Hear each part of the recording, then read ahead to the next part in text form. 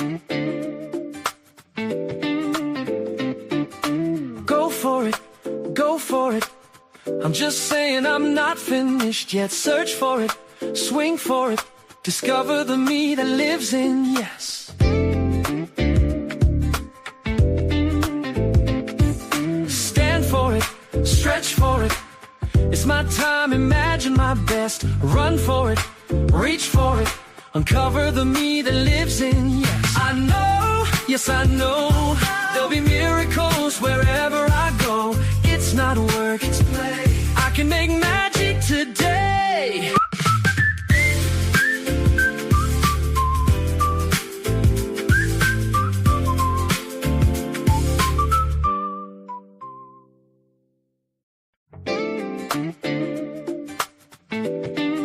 Hi, everyone. Welcome to Senior Nation. I'm your host, Phylis, Ayman, and you are listening to the Source TV Radio Network, WTSN, Washington, D.C. We are indeed a senior nation with 100 plus million adults over the age of 50. And we are here to bring you up-to-date information about successful aging, healthful longevity, becoming what I call a well-ager, to dignity, respect, quality of life, and quality of care for our parents, our grandparents, and our loved ones. We at Senior Nation will be your trusted voice for informed choices, meaningful conversations, and a vibrant life at every age. Though the Source TV Radio Network is known for its dedication to bringing the highest level of jazz content to the viewing and listening audience, the owners of the network are also dedicated to bringing this important content to this fast-growing demographic, and I'm grateful to have this opportunity. So let's begin with today's show. My guest tonight is Raymond Jetson, founder and CEO of Aging While Black, a movement he launched in February 2023, designed to amplify the value and experiences of Black elders by exploring the intersection of aging and race in America. To further advance the movement's mission, Mr. Jetson authored Aging While Black, a radical reimagining of aging and race in America, scheduled for release in the summer of 2025. Mr. Jetson is a social innovator and a catalyst for change that has powered the evolution of the Baton Rouge, Louisiana social enterprise, Metromorphosis, a community-centered change model that seeks to transform inner city neighborhoods through racial, social, and economic equity. And I'm thrilled that he was able to have time in his busy schedule to join me tonight on Senior Nation. So welcome, Raymond. Welcome. Thank you very much, Phyllis. I am so grateful that you invited and created space for me to share with you on this important platform. And so thank you. Yeah, it's, you know, I'm thinking that there are many people who probably aren't aware of the fact that there's certainly differences in the aging experience across cultures, ethnicities, probably areas of the country. And I think it's terrific that you've, ventured into this space to create a way for people to bring awareness, to have these conversations. So, can you tell us a little bit how you got to this point where you created Aging While Black? And thank you for the question and for the context in which you positioned it. I became interested in the whole aging experience in America probably 5-6 years ago. I had an opportunity to take part in an Encore Public Voices Fellowship. I became connected with some really brilliant thinkers and active. I was reconnected to my Harvard ALI colleague, Paul Irving. I started having conversations with Mark Friedman, Marcy Albaher. I just started these conversations. I ended up becoming a part of then Encore, now Co-Generate. But the thing that became really clear to me is that we had these conversations about aging as if it was this universally shared experience. And the reality is that it's not. It's shaped by geography. It's shaped by economic status. It's shaped by family background. And it's shaped by race in this country. And so one of the things that I share often, Phylis, is the statement that aging in America is not a race-neutral experience. Right. And that doesn't mean that anybody's bad or someone's done something evil. The reality is that there are some important distinctions that are happening, and unless we acknowledge them, then we will continue to see people age not well in America. Yeah, I agree wholeheartedly. And as you're speaking, so I'm thinking about my own experience in the long-term care space, which is so as a speech and language pathologist. So I'm licensed in the state of New York, and I've worked all over the state, whether it's from Buffalo to Niagara Falls to the inner city, tri-state area, or I say the boroughs, the 5 boroughs, Westchester. It's been all over the state, and so as you're speaking, I'm thinking about that because I'm interested in your take on the difference between what that experience might be like for a Black American older person, whether they're in an urban situation or in a more suburban area, and is it different across different areas of the country? Different cultures, different demographics, different, whether it's the South, the Northeast, or the Southwest, that kind of thing.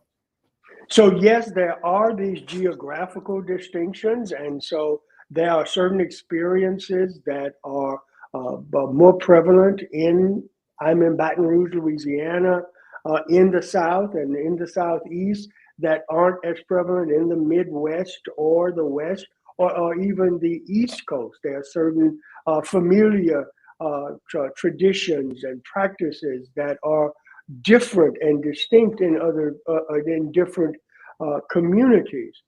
But there are some things that are similar. There is a pretty pronounced theory that expanded to aging, this notion that both advantage and disadvantage are cumulative over time. And the reality is that in America, there are a significant number of Black people who are born into environments where they face disadvantages that they did not create on their own. And these disadvantages are compounded over time through educational constructs that are not equal, that are affected by limited access to capital in businesses, other functions for wealth creation that are structurally more difficult to achieve for Black people, particularly those who are born into certain situations in life. And one of the things that I believe is that it's almost laughable to think that people who have experienced disadvantage throughout the life course would now show up at old age and age well all of a sudden. And so we have these compounded effects of these systemic barriers and obstructions to opportunity in this country that are impacting the way that people who look like me are aging in America. So, as you're talking about that, I'm thinking also about health inequality, right? And obviously, there's tremendous health inequality in this country, not only based on income, right? But it's also based on urbanization and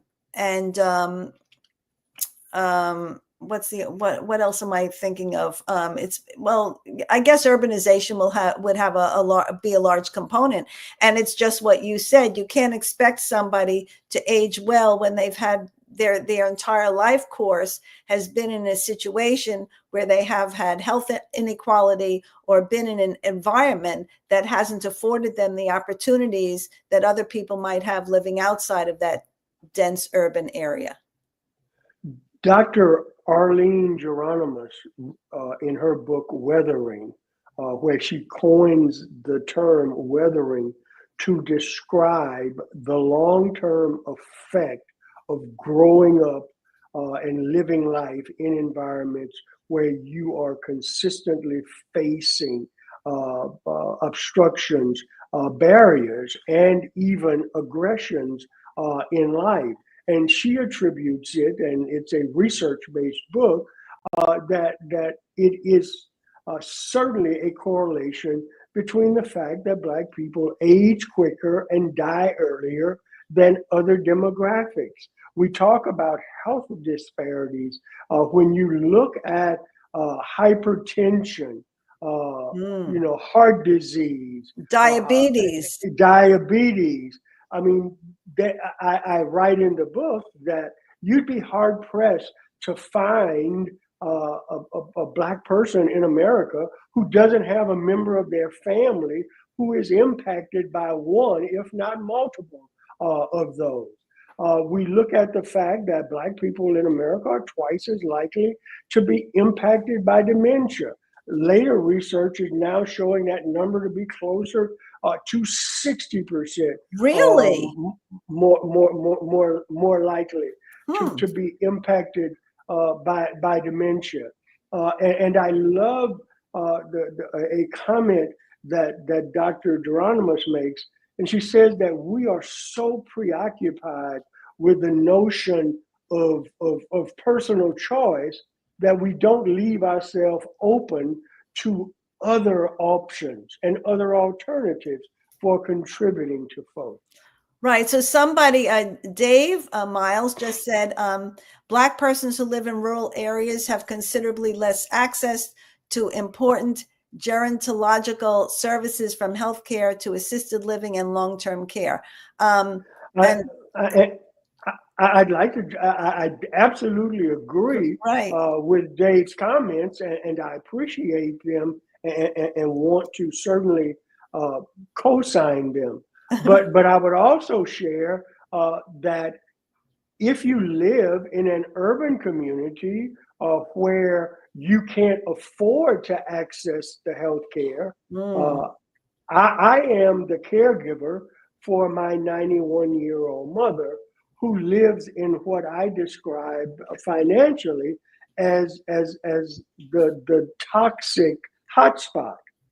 As a retired school teacher, she makes too much money to qualify for certain government services that are intended to support aging people, but she doesn't make enough money to pay for them herself. Right. Now, I am not in any way suggesting that as her child and as members of her family, we don't have a responsibility to make certain that my mother is cared for and well, and we intend to do that.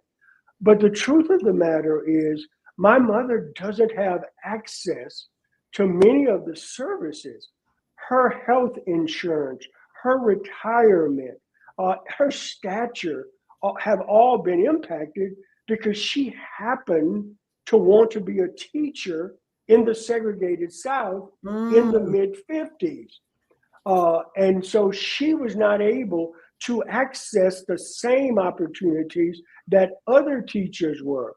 And so now her later life is impacted by factors from much earlier in her life. So now Carla says obesity is a significant health concern, particularly among Black women over 55, with Black women having a higher prevalence of obesity compared to other racial groups. I could just say anecdotally and observationally from the places in which I've worked, I can say that's a true statement without even looking at the numbers or the statistics.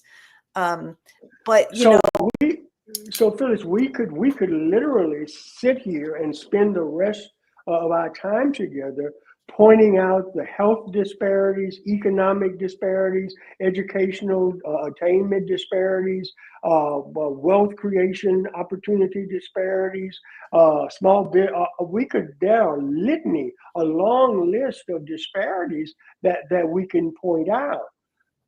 The question is, in my opinion, so what do we do about them? And what is the effort that is necessary to begin to understand the factors, the systems, structures, and practices that are underway that contribute to these? And what is our appetite, no pun intended, for actually doing something to begin to address those systems and structures that contribute to the outcomes that we are seeing? So what's your, so can you speak to that? Well, you mentioned the title of the book that I wrote. It is a radical reimagining of aging and race in America. And I will begin, Phylis. There are three pillars associated with the Aging While Black movement. The first of these is recalibrating the village. This notion of the village runs deep in Black culture.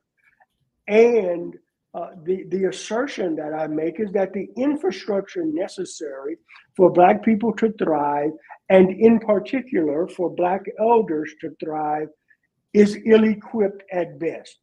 And so how then do we begin to think about the community networks that are necessary to create a strong infrastructure to support Black elders, their families, and their communities? And so how do we begin to rethink the village? That means looking at the components that are there. Faith communities, senior centers, social organizations. I'm a member of a Greek letter organization who honors members who've been there for 50 years. And a startling revelation is beginning to happen that there are a lot of guys walking around with these white jackets who've been around for 50 years. And that something more than the designation of senior has to be done. And so how do we think about those networks, create a greater connectivity between them that centers the well-being of aging people in the community? So the second, let me give you the three. Then I'll have a question. Yeah, go ahead. Sorry. The second is embracing innovation and rapid change. And so how do we tap into technology in ways that it enhances the well-being of aging Black people? We spend a lot of time talking about the challenges around broadband access and technological skills, and all of these things are important.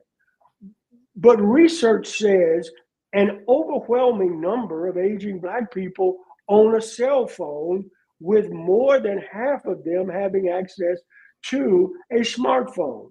And so one of the simple low-hanging fruit that we can do is begin to tap into how do we use cell phones, how do we use other technology and make certain that it is responsive to the needs of aging Black people. And then the last of the pillars is leaning into the spirit of Sankofa.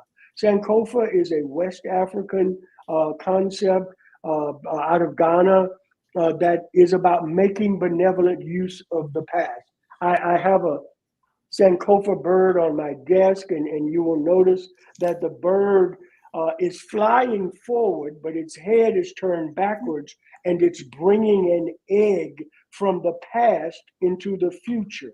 And so how do we, if we are going to have this increasing number of accomplished, experienced people showing up in our communities, how do we make that wisdom available to build stronger families and stronger communities? So the question I was going to ask you when you talked about community was, the role of the church, the Black church, which is very important in the Black community. Comedra says white people average 77.5 years at mortality. Black people have a significantly shorter life expectancy than white people at 72.8 years. This affects Social Security, for example. Black people pay in just like whites, but don't receive the same total benefit. Which, yes, so we're talking about not only the lifespan, but something that you addressed very early on in the discussion, which is the health span. And how do we, one of my passions in terms of talking about aging, and something that is of particular concern to me is that, we talk about increasing the lifespan, and let's put health span aside for a moment, and people living longer, whether it's 78 years or 72 years, or, I'm sure we both know people that are living to 100 and more. So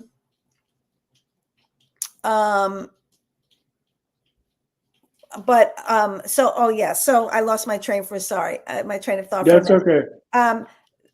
But if we don't find a way, so it kind of goes to what you're speaking about, for people to have play an important role in society, then living longer, either without purpose, without value, obviously affects their ability to live healthfully. And so yeah, can you address that? Yeah, so there are three things here. One, you are absolutely spot on by highlighting this disparity, or this distinction between longevity or lifespan and health span. I think if you ask my mother if she'd like to live another 20 years in her current state, she'd probably tell you no. Right. No, thank you. Because she fell a couple of years ago. She ambulates with a walker. She is losing her independence. She goes to more doctors than she's probably seen in her entire life. It's not, and so understanding the difference between lifespan and health span, but that requires an acknowledgement that our current health delivery system in America is focused on longevity. All of the measures are about how long, how many. It's not about the quality of. And so, and that's a very prickly and challenging conversation. The second thing in her comment was really about the disparities that Black people experience in Social Security in America. Another underlying factor there is because Black women consistently or more frequently become caregivers for either their children or their family members, their parents, their spouses, and they have to leave the workforce at varying points, what they end up with are lower Social Security benefits in retirement. And there is some exorbitant number of Black women over the age of 65 in America for whom Social Security represents 90% of their income. And so if that 90% is reduced because of health, because of caregiving and other responsibilities, these are absolutely critical factors to consider. You raise the issue of the Black church. And I speak as someone who served for 23 years as the leader of a congregation here in Baton Rouge.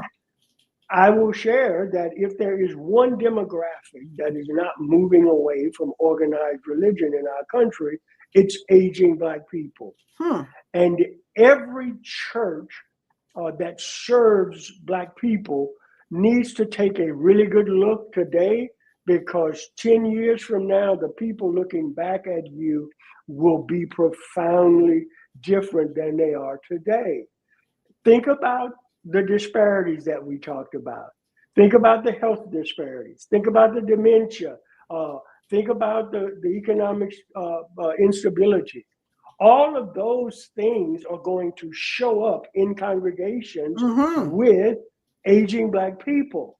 And so that's part of, Phyllis, when I talk about recalibrate the village, institutions that serve aging Black people are going to have to totally shift their mindset about what that means. Because if your church is not prepared to deal with members, plural, who show up on Sunday morning while dealing with dementia, or if your congregation is not equipped to deal with people who are showing up with profound health issues, you're not going to thrive as a faith community. And the people that you seek to serve are not going to be well. So I have two questions. One is the Black church, as people are aging, is it that as those people pass away, is there a younger generation of Black people that are as committed and involved in the Black church as other generations before them? Number one. And the other question is, what would the role of the Black church be in education about healthful living and lifestyle that might mitigate some of the health conditions that we normally associate with aging? So in terms of whether there is this generation that is coming behind, the answer is yes and no. In some places, there are these vibrant and strong bodies. In others, that's not necessarily the case. But going back to the comment that I made earlier about leaning into Sankofa, as we create these constructs where there are these traditions that are passed down through families, so younger people begin to understand why older people are so attached to churches, to mosques, to faith communities, I think that it builds a different perspective on these. In terms of the role of the church for many people is an integral part of that village. But it is important that they are understood as a part of the village. And so there has to be this connectivity, Phyllis, between families and churches and senior centers and councils on aging and healthcare providers and mental health providers. There has to be this connectivity to ensure that the well-being of the whole person is considered as they age. And that is not what is happening today. Absolutely. So, Trudy says there are huge disparities in Medicaid payments and its availability between states, which profoundly affects Black people's health and welfare as they age, which is that's a true statement. Yes, it is a true statement. And as I shared with you earlier, I mean, we could keep the hits coming of disparities that exist. But, if we can be terribly frank for just a moment, in 2025 America, are we even prepared to have this conversation in an unemotional, intelligent way that in some way at least recognizes truth as true? Black people are not experiencing life as they are because of a series of poor decisions that they made or poor life choices that they made along the way. There are systemic factors that are at play that unless and until we are prepared to acknowledge them and think about how we ameliorate their negative impact on people, we will keep getting the same things over and over again. Right. As they say, doing the same thing over and over again, what's insanity? Doing the same thing over and over again, expecting to get the same result. And, we could get into a whole, like you say, we could get into a whole economic conversation, but it strikes me, actually, I had been thinking about this, and then I just heard it the other day on a news program, and I said, well, that makes perfect sense.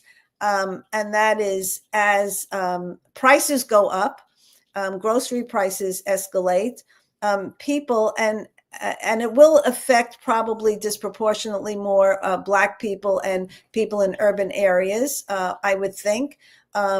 They will have a tendency to, in order to stretch the dollar and feed their families, rely more on processed foods.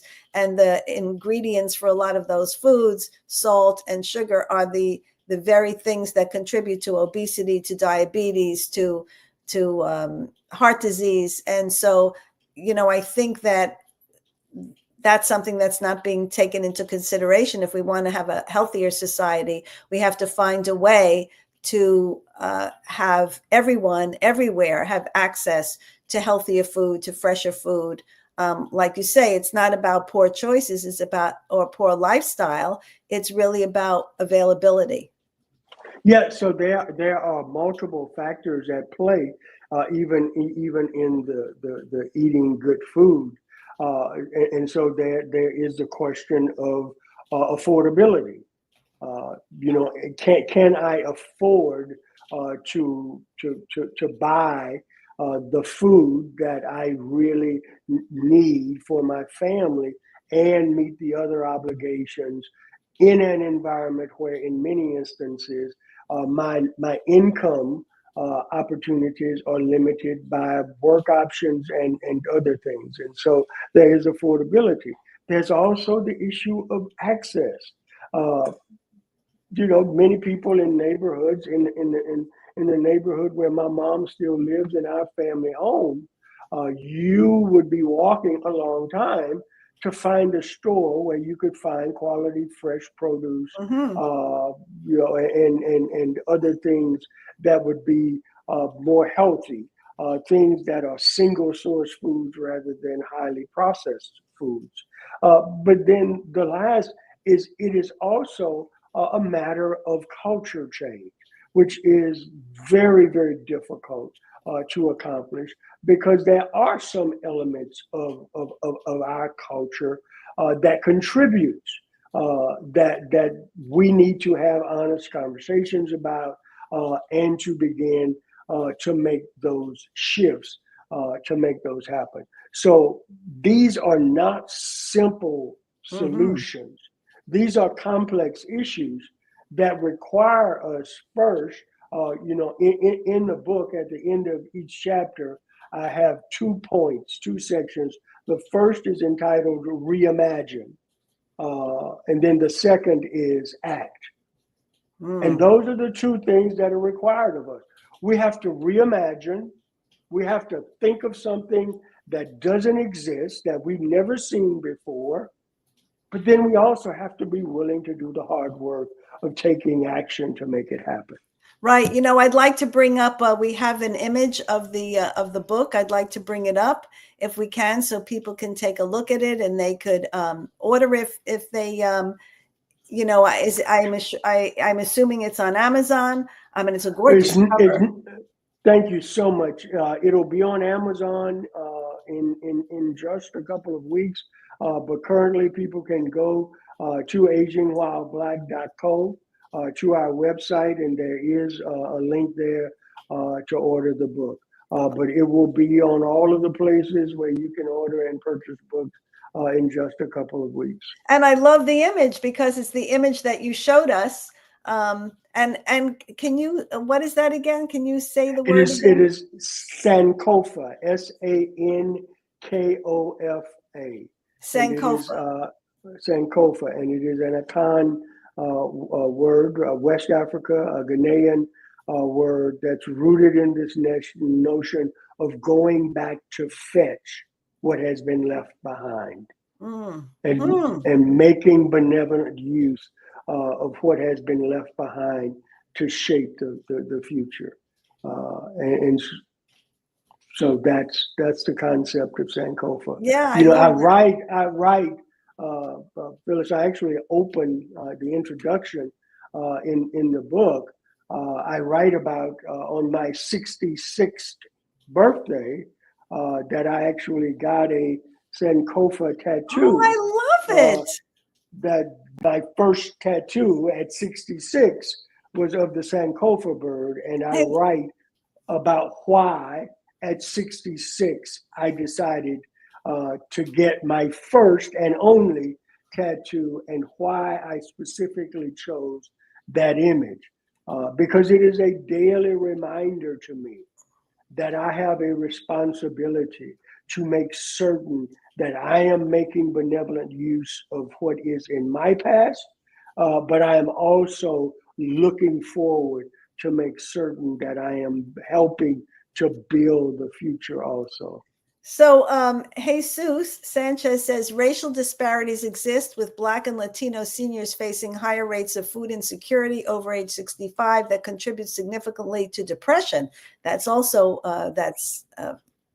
that's another area that is of concern, and it's depression, it's isolation, it's loneliness, it's all of those things that have a tremendous impact on, as you said, dementia, on poor health, on high. I don't think people even realize the extent to which loneliness and isolation impacts high blood pressure. I mean, cognition. There are so many areas that it really impacts.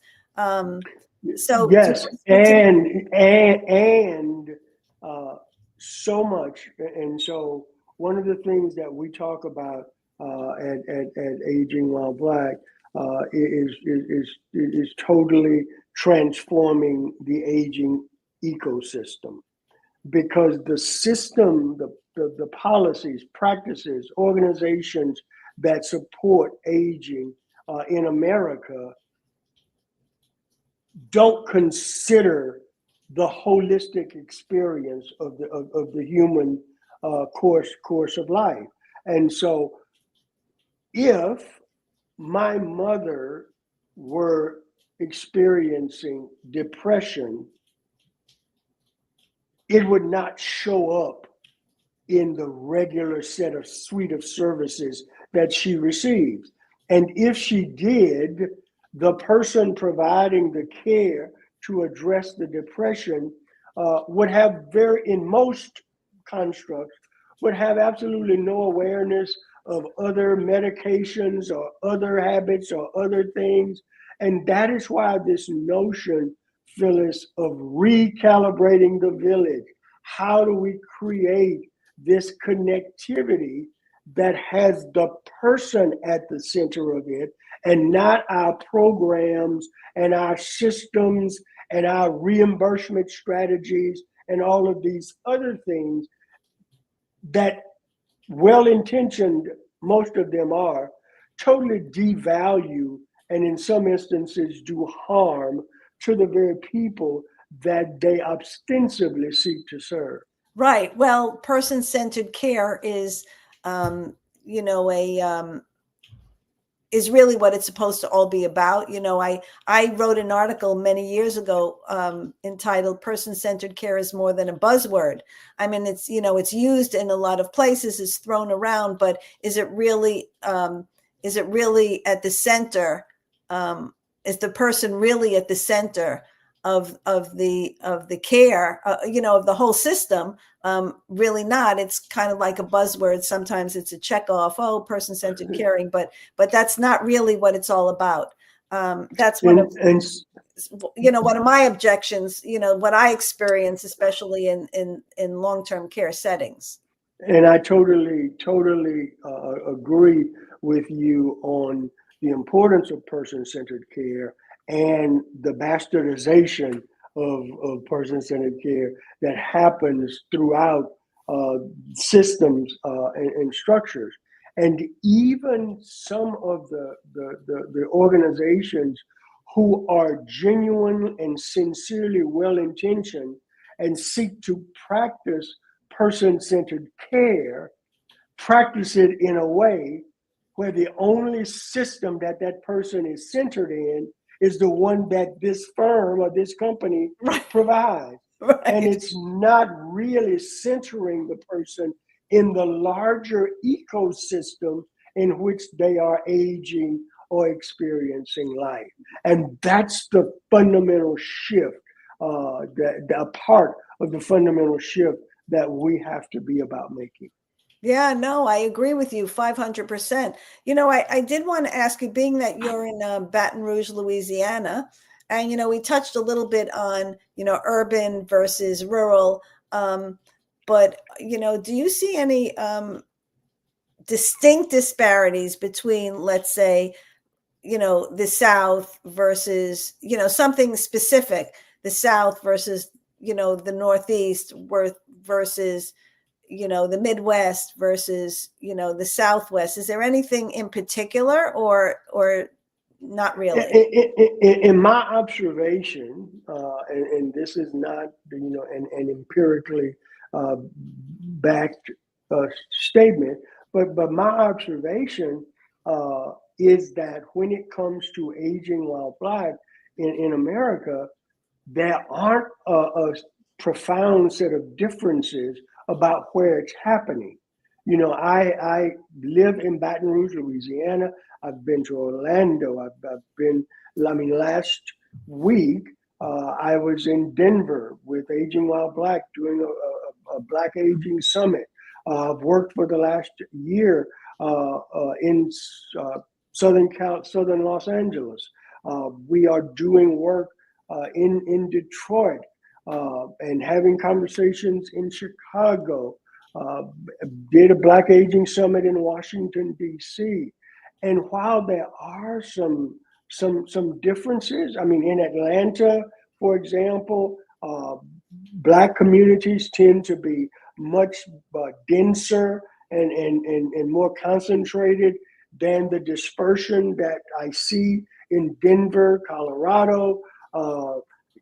In Los Angeles, there are certain distinctions that are attributed to living interstate, where there is a diversity of population that's different than what you may see in Alabama, Right. for example. And so while there are some differences, the reality is that the lived experiences of Black people, generally speaking, fit a certain set of profiles around health and wellness and economics and opportunity.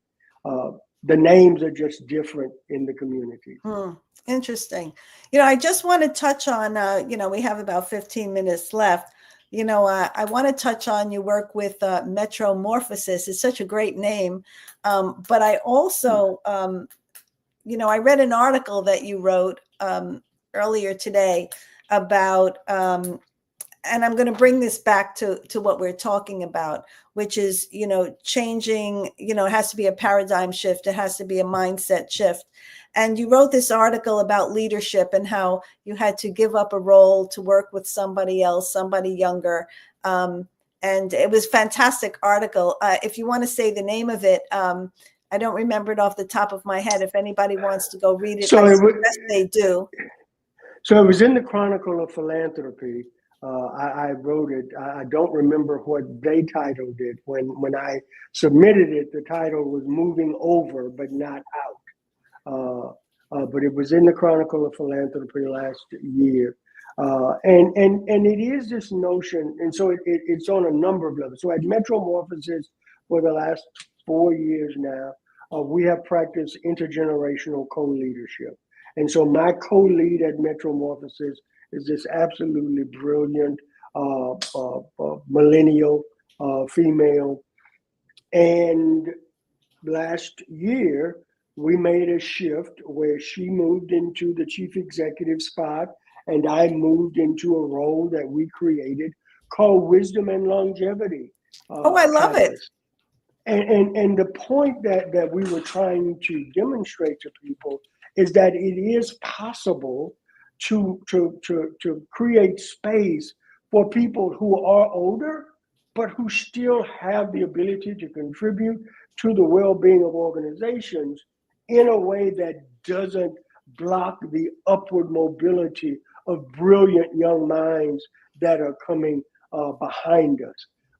But that's that's not a simple task. And one of the things that I write about in the article is, I had to deal with my own ego.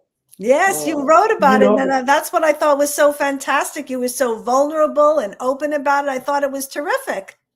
so for 40 years now, I have lived in public life. I've been an elected official. I've been a bureaucrat in state government. I've led state agencies. I've led nonprofits.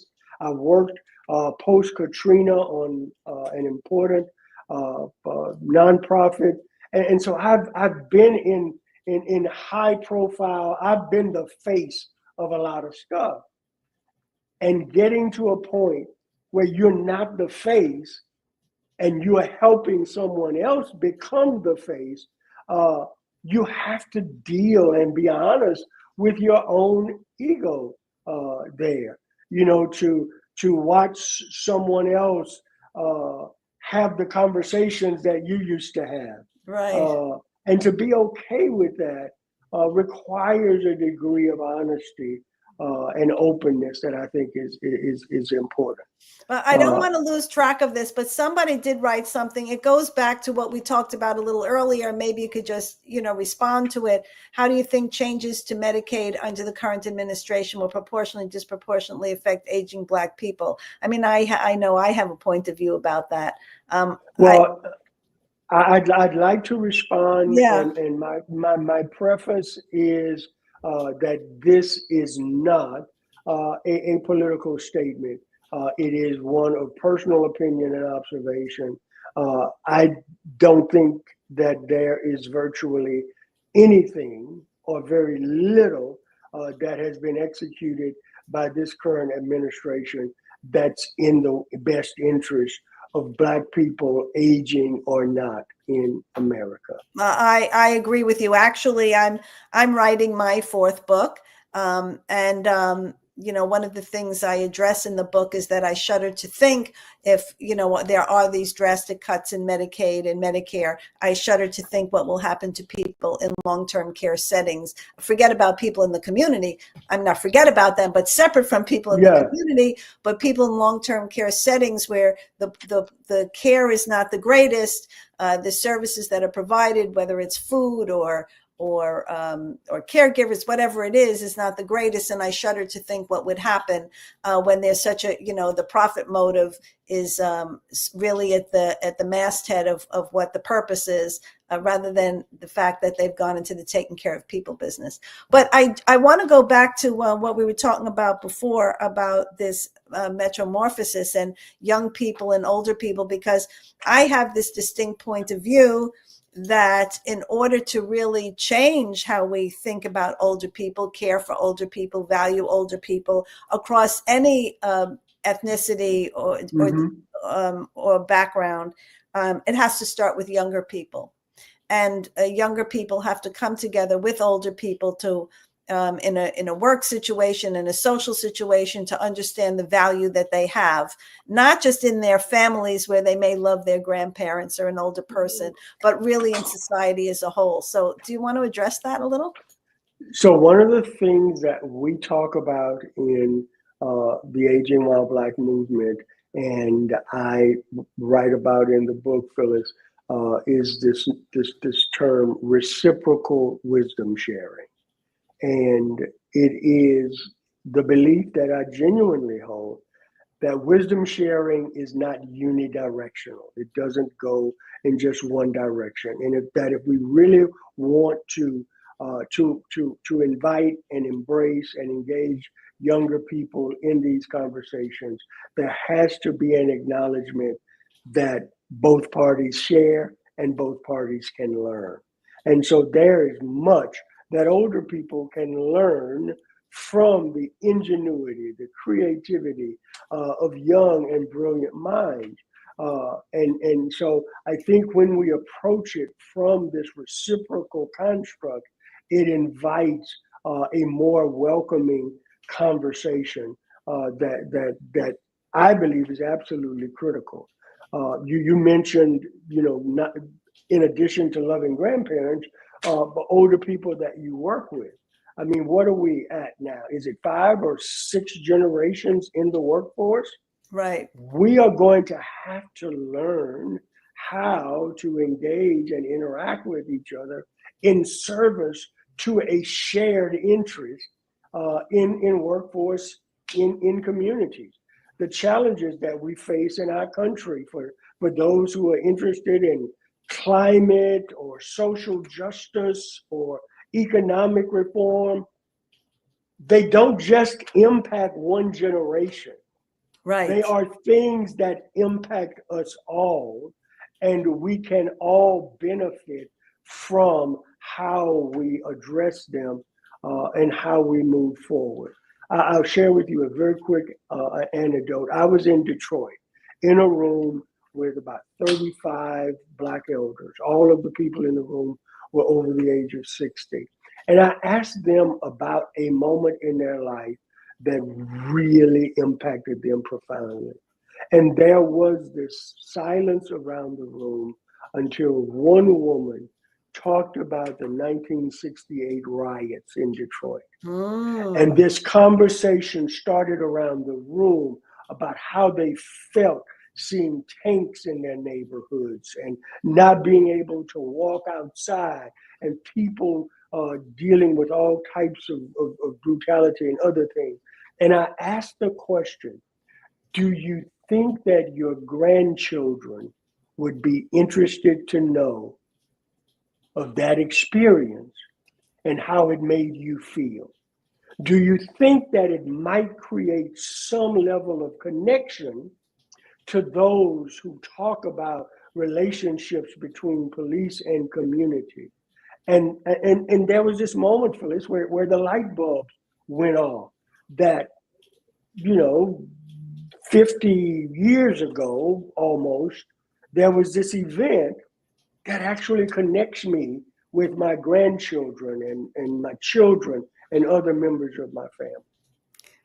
I think that, I'm finding on a personal level, I think there are, I think that, people do talk about, their past, and they do convey experiences in their personal lives with their children, with their grandchildren to some extent. I think it has to extend beyond that in order for, this to be successful, for this to really, we really have to bridge that divide. And I'm thinking of just myself. I guess I talk about some things here and there with my daughter, who's 45 and has her, I have 3 grandchildren. But just the other day, it reminds me about how putting things in context, and, even children, adult children, understanding who their parents are, or, what led them to a certain circumstance or activity. So I'll just very briefly, although this is kind of it's what we're talking about, but kind of a little different. So my granddaughter had her dance show, and we were sitting at this recital, and I said to my daughter, I happen to love dancing, and I've taken ballroom dancing, and I said to her, did I ever tell you that I think one of the reasons I love dancing is when I was little, my mother used to teach me how to dance the foxtrot in our living room. And I remembered this as I was watching my granddaughter. And I said this to her, did I ever tell you that? She said, no. So, I mean, she had a different understanding of me. I never shared it or thought of sharing it with her. And how much of older people experiences, whether it's in their personal lives or in their community or in society as a whole, are they not sharing so that younger people don't have an understanding of what they've been through or who they are as a person? So these conversations don't happen organically and intuitively as they may have in the past. Right. I grew up next door to my great-grandparents. I can recall as a child sitting on their front porch with my great-grandmother in the rocking chair, talking about her childhood and me being able to ask all of these questions. Life doesn't happen at that pace anymore. Correct. Life is profoundly different. And so these conversations have to happen with intention. One of the things that I write about in the book is that we need to repurpose things like advanced care planning. And it needs to be less about end of life and more about milestone moments. And we need to ask critical questions like, what do you want to be remembered? And so these things are opportunities to create these kinds of conversations, which I think are very important. I agree. Connor says, do you think that financial differences in Black-white families, such as wealth transfer through home equity, increasingly impacts aging family members? Yes, in a couple of ways. One, we are in the midst of the great wealth transfer. There is some exorbitant trillions of dollars that will be passed down through philanthropy and heirs from silent generation and older boomers over the next 20 years. When you think about the home household, the home, which is for many Black people the gateway to any type of wealth, this wealth transfer is actually exacerbating the gap between home ownership. One of the most troubling statistics I came across is that home ownership for Black families has declined to a level greater than it was during segregation. Oh, really? Yes. And so it is a huge issue. But a part of that, and why things like advanced care planning are important, is because Black families in larger numbers don't put in place wills and other tools to ensure the transfer of wealth. We end up with wealth being lost because there are not clear titles and other things that are associated with them. And so it is an important issue for aging family members, but it is a critical issue for family members in future generations. Yeah, and I would say that's all part of the education process, right? That there isn't enough education around all of these areas, especially in the Black, in the Black culture and the Black aging experience and the Black journey, however, whatever wording you want to use, it's just not there. I would use a slightly different phrasing. It's not just education. It is that the village is fractured. There is not this connectivity.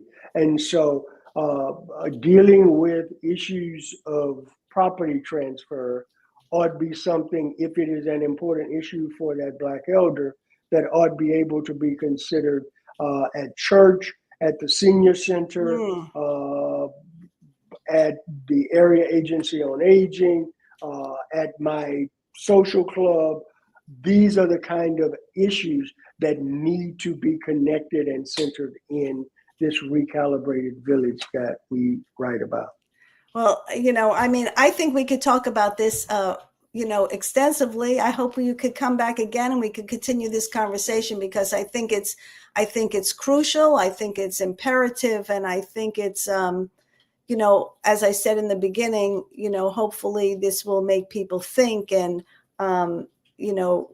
think about the people in their families and their communities. And we have to address these issues in order for there to be equity in the aging experience across all cultures and communities in this country. So thank you for the invitation. Thank you for the lively conversation. Thank you for the important work that you do. And I've participated in a lot of webinars and Zoom calls. I will share that you have the coolest theme song that I've heard. Thank you very much. I appreciate it. I'll tell my friend, actually, Ken Ashby wrote the song, and I'm deeply grateful for him for doing so. Thank you. Thank you so much, Raymond. Thank you. Please join me Wednesday, June 4th at 7 p.m. Eastern Time for Senior Nation to hear my conversation with Kristen Casado, Communications Director for the Connecticut Alzheimer's Association. Kristen will be sharing the most up-to-date information and research on the disease itself, as well as the latest treatments. So remember to tune in, comment, and ask questions on June 4th at 7 p.m. Eastern Time on the Source TV Radio Network. And until then, take care, stay well, and stay tuned.